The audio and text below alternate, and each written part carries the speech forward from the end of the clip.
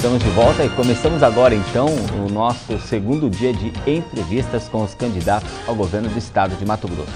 Como dito anteriormente, a ordem dos candidatos foi feita por sorteio com a presença de representantes de todos eles. No dia de hoje, o entrevistado seria o candidato José Geraldo Riva, do PSD, mas por motivo de força maior e com a anuência de todos os demais candidatos e coordenadores, houve uma substituição. Quem participa conosco hoje na bancada, como dito, é o candidato José Marcondes, o Muvuca do PHS.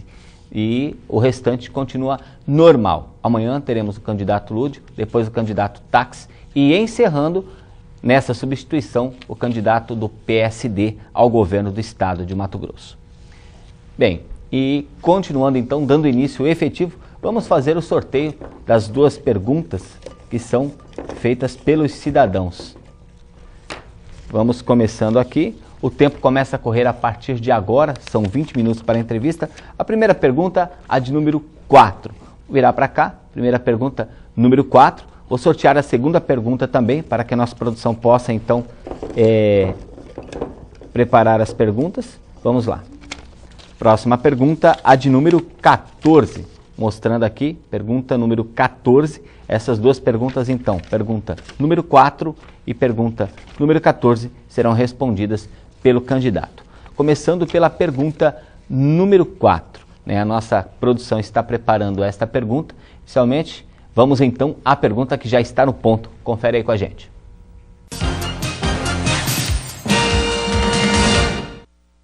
Andréia Rodrigues. Minha profissão é autônoma. Eu moro no centro. Minha pergunta é o que vai ser feito sobre a segurança em Cuiabá, o que vai ser posto em prática, porque Cuiabá está com um índice de violência muito grande, você não tem liberdade, você não pode sair, você não pode ter uma tranquilidade maior nem dentro de casa, então é referente à segurança mesmo, o que vai ser posto em pauta e o que vai ser realmente... Bem, candidato, a pergunta feita, era para ser a pergunta 4, saiu a pergunta 5 sobre segurança. O que vai ser feito no seu mandato, caso eleito for, em relação à segurança?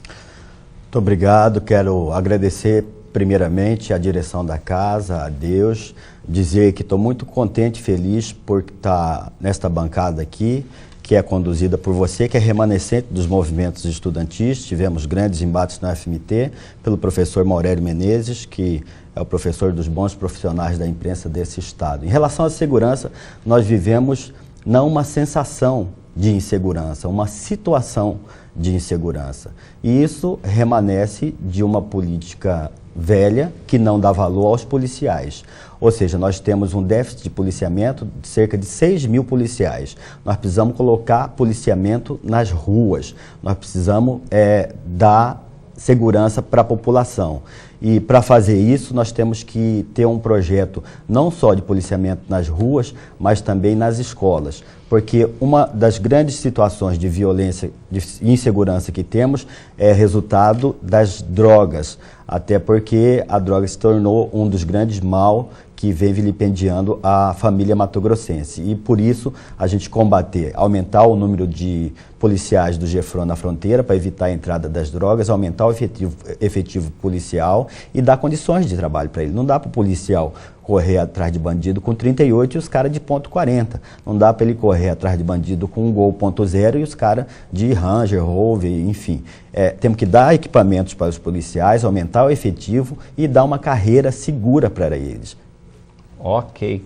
Vamos então para a segunda pergunta feita pelos cidadãos aqui de Mato Grosso. Pergunta número 4, então. Como havia sido chamada antes, vamos para a pergunta número 4. É Flávia Dias da Costa. Sua profissão? Vendedora. Você mora aí em Santo Antônio? Em Santo Antônio.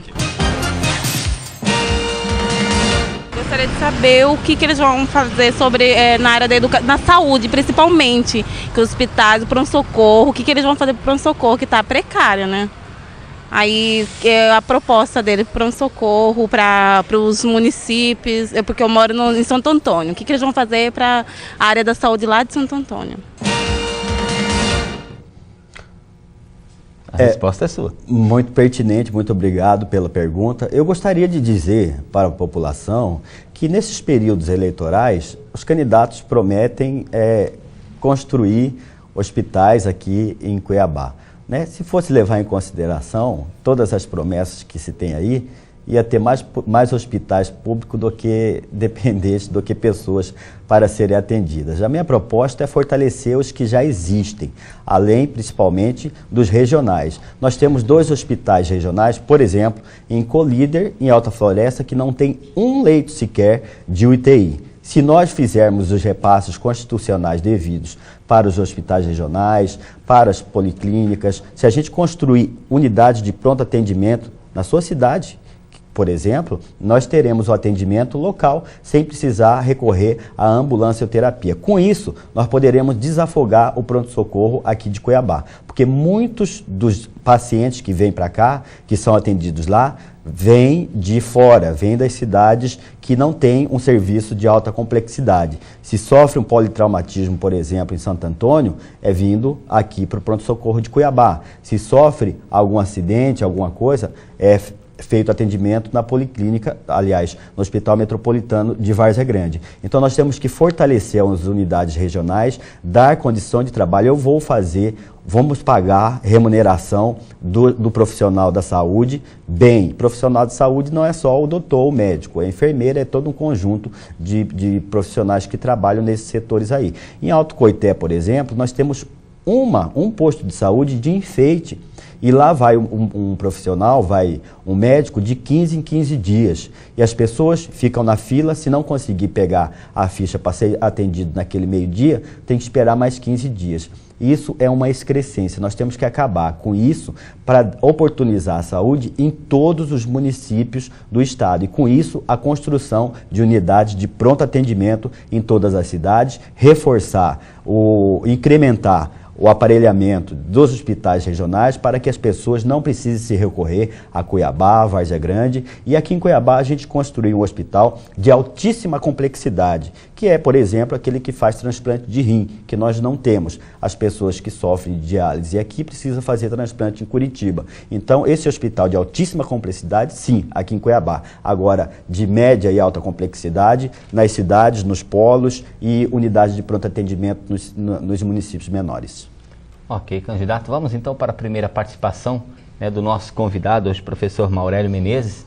Professor, a participação é sua. Candidato, eu vou pegar uma carona com a sua resposta sobre segurança.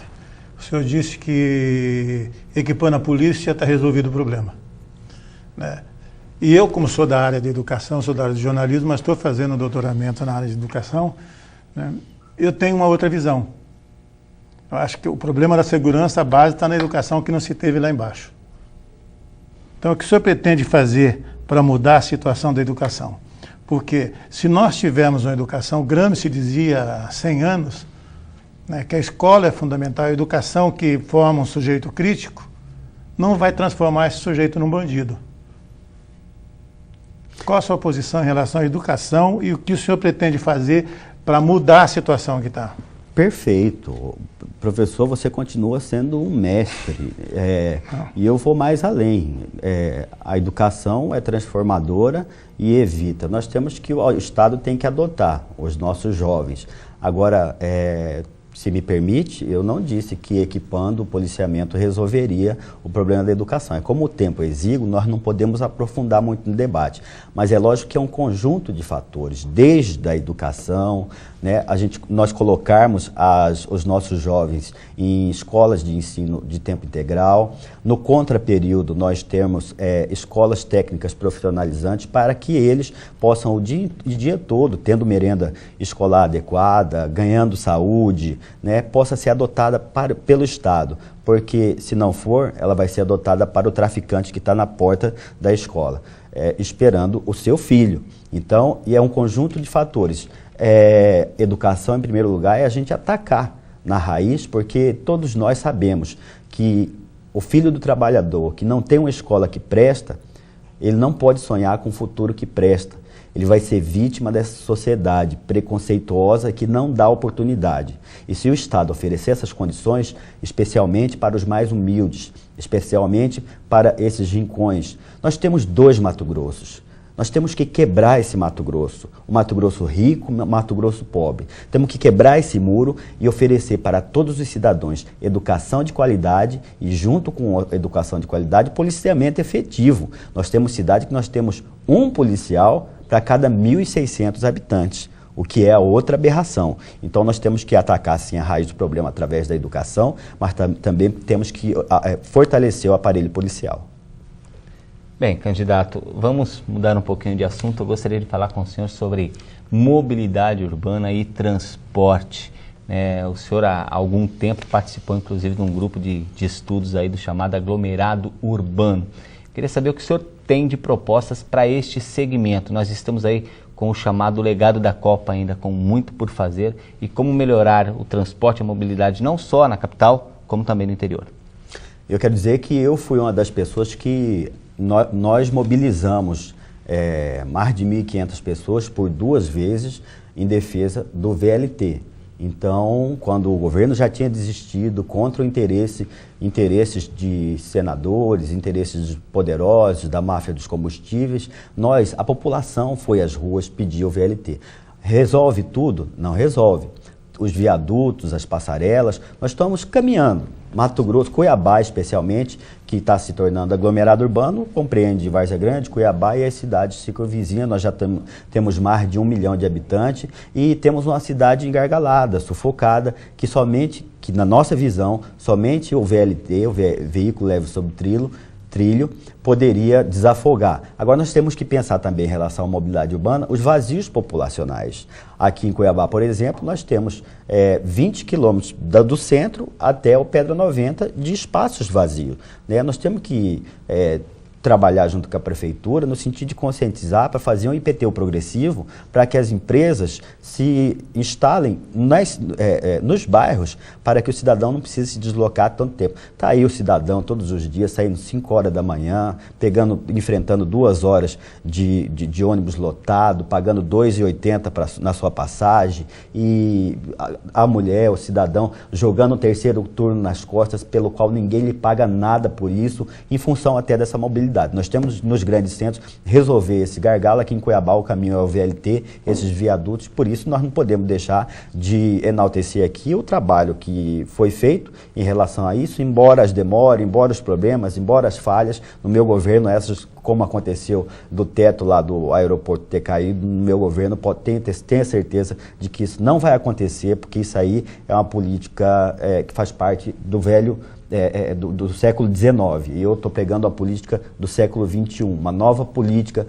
sem conchavos, porque a corrupção começa na eleição, né? Os financiadores de campanha depois vão cobrar a fatura e construir com perdão da palavra, essas porcarias que estão aí caindo aos pedaços. Obrigado, candidato. Mais uma vez, passo a palavra ao nosso convidado, professor Maurélio. Agora, candidato, do Pedra 90, com a construção da Avenida das Torres, do Pedra 90 ao centro de Cuiabá são 12 quilômetros. Tem um pouco mais do que isso, porque a avenida tem 12. Mas acho que o senhor tem razão em relação a ocupar esses vazios. O senhor fala em VLT, o VLT, pela promessa feita pelo atual governo, ele estaria pronto para a Copa. Aí depois disseram que não seria para a Copa. Aí hoje, numa parte dele, na frente da Polícia Federal, por exemplo, está gramado. Ou seja, tão cedo não vai ter, porque botaram grama ali. O senhor mobilizou, fez parte de uma mobilização que optou pelo VLT, e aí o VLT não vai chegar tão cedo. Como o senhor pretende fazer com que ele chegue até o CPA, que ele chegue até o Cochipó, e com que dinheiro? Da mesma forma, com que dinheiro o senhor pretende pagar mais para a polícia, pagar mais para professor e pagar mais para médico? Essa é a diferença. A crítica que eu faço em relação ao governo atual, essa demora, essa lentidão, né? E eu, como é inerente à minha própria personalidade, eu sou mais rápido nas questões de ordem prática, e lá no governo eu poderei dar respostas práticas e com certeza eu concluirei o VLT até o final de 2015. Quanto ao dinheiro, eu sou o único candidato, eu e somente eu, que posso colocar 5,2 bilhões de reais em caixa. primeiro movimento é colocar dinheiro em caixa. O senhor está coberto de razão. Qualquer coisa que você queira fazer, em termos de ganhos salariais, em termos de melhoria das condições de trabalho, em termos de recuperar as escolas que estão sucateadas, em termos de melhorar, enfim, todas essas demandas que estão para a sociedade colocada, é preciso botar dinheiro em caixa. E o movimento que nós vamos fazer, primeiro, é o enfrentamento em relação à Lei Candir, né? Os grandes, os tubarões do agronegócio, eles não pagam o ICMS, o imposto, que é o imposto que nós, eu, você e os senhores pagam na hora de comprar uma balinha, um saco de arroz, né? Nós pagamos 42% de ICMS na energia, enquanto os tubarões do agronegócio, que financia os outros candidatos aí, eles não pagam 1 centavo. Então, todas as demandas, se você não tem uma escola pública que presta, se você não tem uma educação que presta, se você não tem uma educação que presta, é porque os tubarões, os grandes do nosso Estado, que financia o status quo, aqueles políticos que estão na frente das pesquisas, financiam eles para manter essa situação de que todas as demandas sejam descarregadas no lombo do povo trabalhador. Eu farei esse enfrentamento porque não tenho rabo preso com ninguém. O segundo movimento para trazer dinheiro em caixa é rever essa questão de incentivos fiscais. É uma forma predatória você dar incentivo fiscal para essas empresas que vêm de fora para concorrer com os nossos comerciantes daqui, né? E sem transparência nenhuma. Nós precisamos dar transparência para isso, acabar com esse incentivo fiscal para o comércio, dar para a indústria, numa coordenação estratégica que pense o Mato Grosso do amanhã, atraindo indústria e agregando valor. E o terceiro movimento para a gente conseguir colocar dinheiro em caixa é fazer um esforço fiscal. Junto à Cefaz existe uma massa de mais de 500 mil processos de caloteiro, de nego rico, de gente grande que não paga os impostos, que não paga as dívidas para com o erário. Entre eles o senhor José Vigolo, que doou aí 900 mil reais para a campanha de um determinado candidato, mas está devendo 2 milhões de reais lá na Cefaz. Nós vamos fazer esse movimento, nós vamos cobrar deles no esforço fiscal. Em 6 meses a gente recupera tudo isso, inclusive essa dívida do senhor Vigolo. Bem, candidato, faltam exatamente agora 3 minutos e 50 segundos para o encerramento dessa entrevista. O senhor falou em 2 Mato Grossos, e nós temos mesmo. O Mato Grosso do agronegócio, rico, bastante potente, em grande desenvolvimento, mas também o Mato Grosso dos pequenos municípios, isolados, municípios que, em sua grande maioria, dependem única e exclusivamente do FPM. Como mudar essa realidade? O senhor tem algum plano para levar o desenvolvimento aos municípios mais atrasados do Estado? Exatamente. O poder público hoje olha apenas para... Nós temos ilhas de prosperidade, como a região do Médio Norte, e bolsões de miséria, como a região do Araguaia. Então, o poder público não pode olhar sobre o prisma, sobre o ponto de vista das cidades que têm maior número de eleitores de voto, porque isso é pensar na próxima eleição. Alguém que seja estadista, que queira governar o Estado para as futuras gerações, tem que investir sim nos municípios pequenos, independente do número de votos que tem lá. Isso aí a gente dá igualdade, isso aí a gente recuperar e resgatar a dívida social para que temos para com o Estado, principalmente para os mais humildes. Nós temos 160 mil pessoas vivendo abaixo da linha da miséria e da pobreza em Mato Grosso. Eu sei a dor da fome, por isso eu farei um movimento, farei um governo voltado para os mais humildes. A fome não tem pressa, a saúde tem pressa, a segurança tem pressa, tudo tem pressa e nós temos que equacionar e que resolver isso. O nosso governo não fará distinção de cor partidária, de quem planta soja ou quem não planta, porque geralmente as ilhas de prosperidade estão relacionadas à soja. Mas enquanto, e eu gostaria que você prestasse atenção nisso, enquanto um grão de soja for mais importante do que a vida humana, nosso Mato Grosso não vai atingir o progresso. E por isso, o nosso enfrentamento será contra esses grandes tubarões para devolver Mato Grosso para quem precisa, que é para os pobres. Ok. Candidato, eu vou dar um minuto para que o senhor possa fazer as suas considerações finais. Mais uma vez, né, torcendo aí para que suas palavras tenham trazido elucidação acerca de suas propostas a quem nos assiste nesse momento. Então, tempo do senhor. Muito obrigado a vocês que estão nos assistindo, obrigado à bancada, professor Aurélio Menezes, Wagner Zanant, aqueles profissionais que estão atrás das câmeras, os jornalistas, todo mundo que está acompanhando. Eu quero dizer que eu não represento esse sistema, eu não tenho rabo preso com ninguém. O meu compromisso é com o povo e eu venho reafirmar que que eu não venho apresentar aqui um conjunto de promessas, mas sim uma direção nova, um rumo novo, para a gente levar Mato Grosso para o futuro, para a gente resgatar os nossos jovens, para nós recuperarmos aqueles que estão precisando do poder público, porque o Estado tem que servir quem precisa, e rico não precisa do Estado. Eu vim de origem humilde, eu fui vendedor de picolé, eu fui engraxate, eu venci na vida, não aceitando a contingência do meu destino e enfrentei. E o que eu sei fazer na vida é enfrentar dificuldades. E estando no governo, todas as dificuldades que você, meu irmão, que você, minha irmã, tiver, pode ter certeza que você terá um governador que vai cuidar de você com carinho. Principalmente no que tange aqueles que estão aí afetados pela questão das drogas. Eu vou criar clínicas de recuperação nos 141 municípios do estado. Entre outras tantas coisas, a construção de 160 mil residências para o povo mato-grossense, especialmente para aqueles que mais precisam. Ok, faltando 11 segundos aí para o seu tempo. Obrigado pela participação, candidato. E nós vamos então para a última participação do nosso convidado de hoje, professor Maurélio Menezes. Professor, como é que o senhor viu esse momento aqui de entrevista com o candidato José Marcondes? Ele conseguiu levar as informações? Você acha que o eleitor está, pelo menos, mais informado sobre como pensa e o que pretende fazer o candidato Muvuca? Eu acho sempre importante que os meios de comunicação abram espaço para candidatos. Porque a propaganda eleitoral é uma brincadeira. Tem alguns candidatos a deputado, federal, estadual, que aparece e diz lá, fulano número tal. Isso não significa nada. Porque num programa de meia hora, que é um espaço, todo candidato tem oportunidade, ele tem oportunidade de expor seu pensamento e deixar que o telespectador veja nos olhos dele se ele está sendo sincero ou não. Porque na hora da eleição todo mundo promete, assume compromissos, mas o que a gente tem visto na história é que esses compromissos não são cumpridos. Então cabe ao telespectador ver e comparar cada um deles. Eu acho que no caso específico do candidato José Marcondes, Muvuca, ele foi bem objetivo, foi claro o que ele pretende, eu acho que está... E aí depende das condições de se fazer isso, e de como, infelizmente, nós não temos no eleitor, ou em boa parte do eleitorado, o espírito crítico capaz de discernir isso. Isso é coisa que vem de 500 anos. Nós somos um país colonizado e continuamos sendo um país colonizado. Por isso que eu insisti na questão da educação, candidato.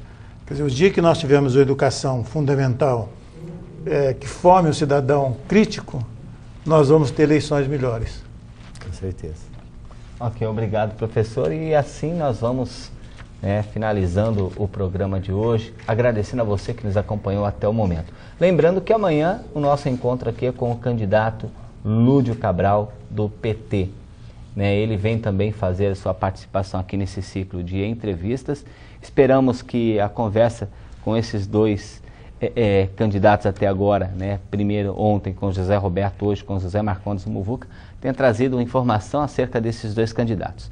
E desejamos que você continue acompanhando o nosso programa, todos os dias, a partir das 11h30 durante esta semana. Amanhã, como eu disse, Lúdio Cabral. Na quinta-feira, o candidato Pedro Táxi. E encerrando o candidato José Geraldo Riva, do PSD, neste ciclo de entrevistas.